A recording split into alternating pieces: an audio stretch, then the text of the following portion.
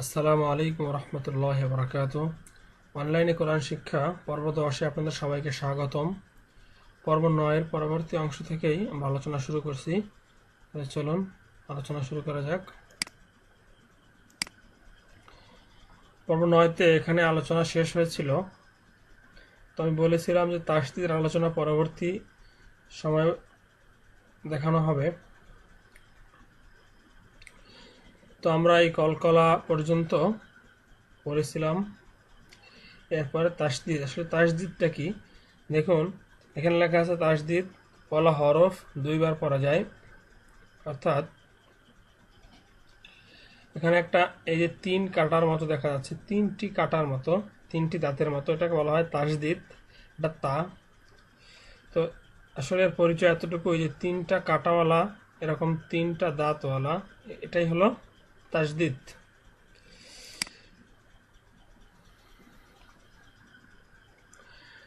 এখানে লেখা আছে, এটা পড়ে নেবেন। আমি বলি আসলে যে তাসদীদওয়ালা হরফটা প্রথমে তার ডান পাশের যে হরফটি থাকবে তার সাথে একবার উচ্চারণ হবে, এবং একা একা তার উপর যে হরকত থাকবে সেটা দিয়ে আরেকবার উচ্চারণটা এরকম যে এখানে হামজা, আমরা আগেই পরে আসছি যে আলিফের উপরে জবর জের অথবা পেশ হলে সেটা হামজা হয়ে যায়। তো হামজা তা জবর আত, তা জবর তা, আত্তা, তাহলে কি হলো যে ডানের হরফ হামজা, হামজা তায়ের সাথে একবার করলো হামজা তা জবর আত, হলো একবার আত, আর তা জবর তা, আত্তা দুইবার। ঠিক একইভাবে হামজা লাম জবর আল, লাম জবর লা, আল্লাহ। হামজা কাপ জবর আক, কাপ জবর কা, আক্কা। হায়া জবর হাই, ইয়া আলিফ জবর ইয়া, হাইয়া। এখানে সাথে যে একটা খালি আলিফ আছে, এক আলিফ যে টান হবে সেটাও হবে, কিন্তু এ তাসদীদের কাজ শুধু দুইবার উচ্চারণ করা। এর সাথে যে কোনো মাদের হরফ থাকে, অর্থাৎ খালি আলিফ থাকে, এভাবে যদি উপরে মোটা চিহ্ন থাকে বা চিকন চিহ্ন থাকে, অর্থাৎ তিন আলিফ বা চার আলিফ চিহ্নের যদি কোনো টানে যদি কোনো চিহ্ন থাকে, সেক্ষেত্রেও তিন আলিফ এবং চার আলিফ সে টানগুলো হবে। ঠিক একইভাবে কাপ দাল পেশ কুদ, দাল জাবর দা, কুদ্দা। হামজা ইয়া জবর আই, ইয়া পেশ ইউ, আই ইউ।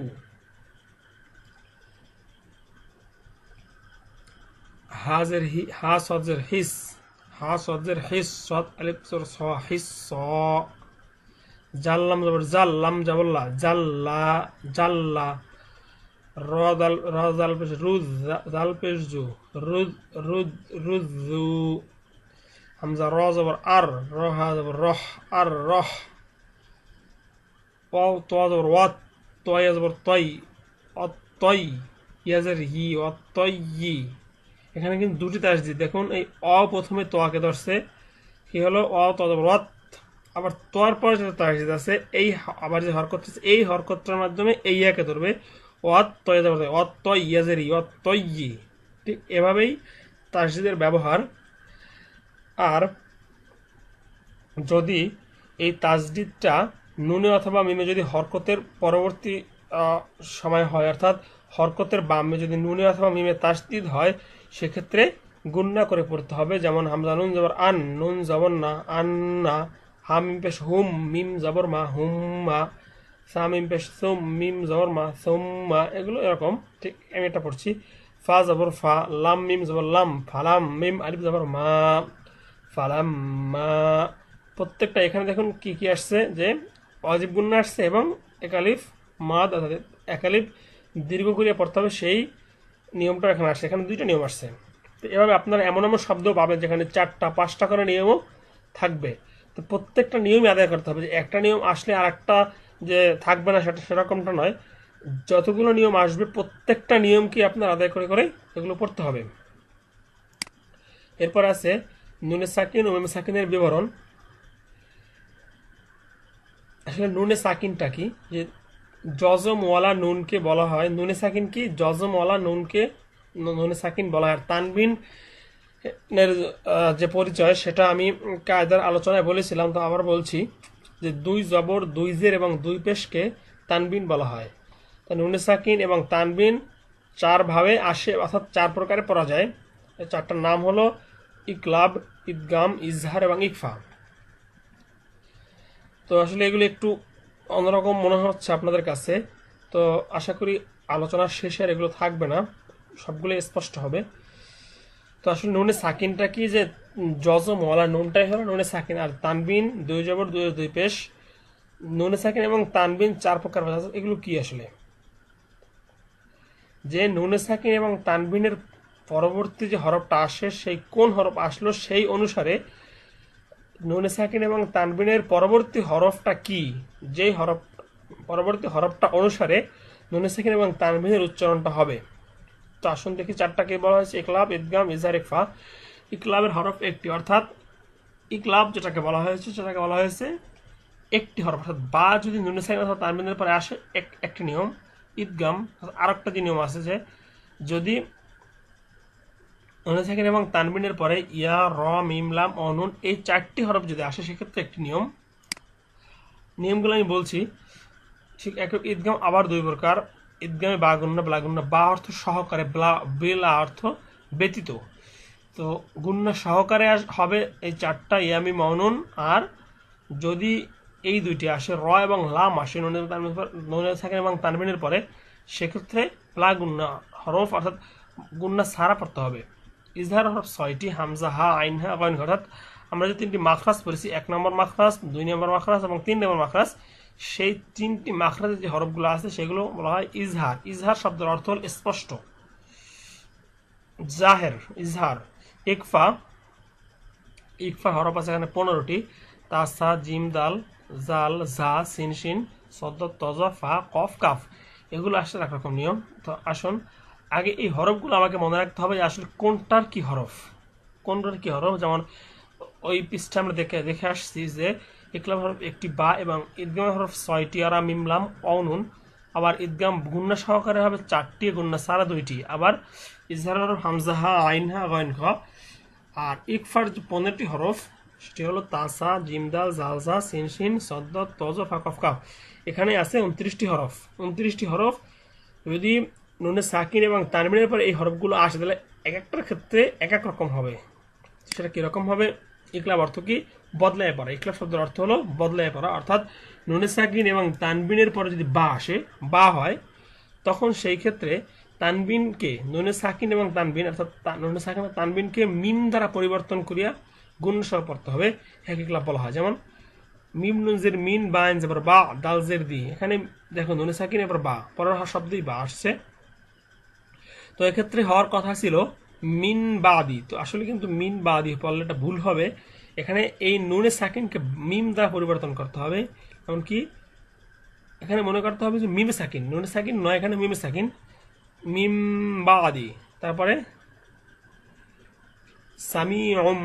সামিউন বাসির। এখানে তানবিনটা, তানবিনের পর দেখুন বা, এ কারণে এখানে সামি হবে, উনকে অর্থাৎ মিম দ্বারা পরিবর্তন করতে হবে। এখানে আছে আইন 2 পেশ, উন। এখানে হবে সামি অন ছিল, এখানে মিম দ্বারা পরিবর্তন। ঠিক একইভাবে লায়ুন বাজান না, এখানে হবে লায়ুম। ইয়া মিম, এখানে মনে করতে হবে যে এটা মিম আছে, তাহলে মিম দ্বারা পরিবর্তন হবে ইয়া মিম পেশ ইউম, সামি আইন 2 পেশ এখানে হতে হবে আইন মিম 2 পেশ এরকম। ঠিক একইভাবে লানাস ফাআন ছিল, এখানে হবে লানাস ফাআম, মিম দ্বারা পরিবর্তন, যেহেতু বা আসছে। এরকম হাজারো শব্দ আপনারা পবিত্র কুরআনুল কারীমের ভিতরে আপনারা পাবেন। তো সেই ক্ষেত্রে এটা মনে রাখতে হবে যে বা আসলেই যদি নুনে সাকিন এবং তানবিন কি, নুনে সাকিন কি, নুনে সাকিনটা হলো জজম ওয়ালা নুন, আর তানবিনটা হলো 2 জবর 2 জের এবং 2 পেশ।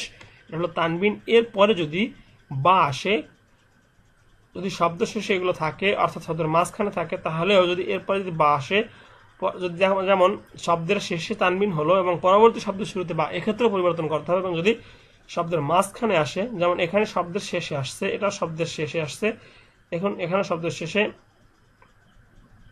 এই যে এটা কিন্তু শব্দের মাঝখানে। সাধারণত তানবিনগুলো শব্দের শেষেই হয়ে থাকে। এবার আসি ঈদগাম। ঈদগাম শব্দের অর্থ মিলাইয়া পড়া, অর্থাৎ 4টি হরফ যদি আসে ইয়া, মিম, নুন, তাহলে পরের হরফের সাথে, অর্থাৎ পরের হরফের সাথে মিলাইয়া বাগুন্নার সহিত তাসদিদ দিয়া গুন্নার সঙ্গে মিলিয়ে পড়তে হবে, এক ঈদগাম বাগুন্না বলা হয়। যেমন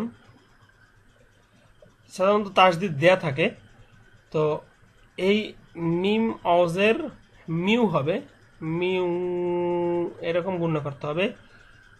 মান্নাশা, এখানে কিন্তু এই নুনটা ধরবে, এই নুনটা কিন্তু একটা গুণনা হবে। এখানেও মাই এরকম, এখানে মিম নুন জবর মান কিন্তু নয়, এখানে নুন ইয়াকে মিম ইয়াকে গিয়ে ধরবে, এখানটা গুণনা হবে এরকম মাইয়াশাউ।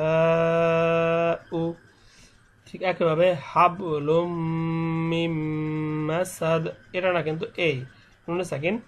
তাহলে এখানে মিম আসছে, এখানে কি আসলো প্রথমে অ, এরপরে আসলো কি নুন, ইয়া মিম অ নুন, তাহলে অ আসলো, এরপরে আসলো আমরা পাইলাম ইয়া, এরপরে মিম, ইয়াও পাইলাম মিম অ পাইলাম নুন পাইলাম।